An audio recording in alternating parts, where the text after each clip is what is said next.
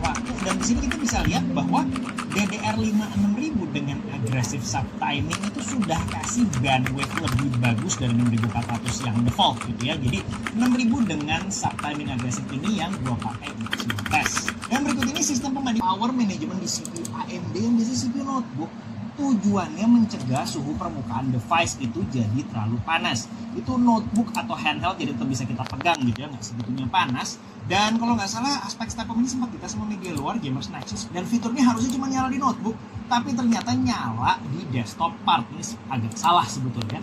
Gua coba jelasin sedikit mungkin ini fitur ngapain ya. Jadi fitur ini sebuah sensor yang akan mencoba menurunkan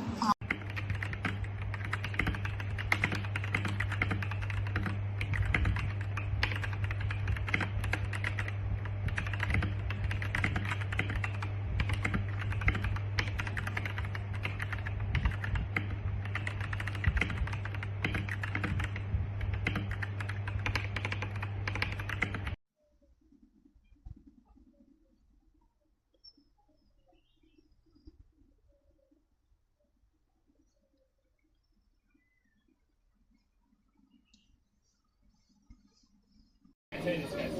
So, me, big fan of Lego. Ivana's a big concern over the price. Ivana's describing it as Disney World prices with Legoland quality. Yeah. Not the worst description ever.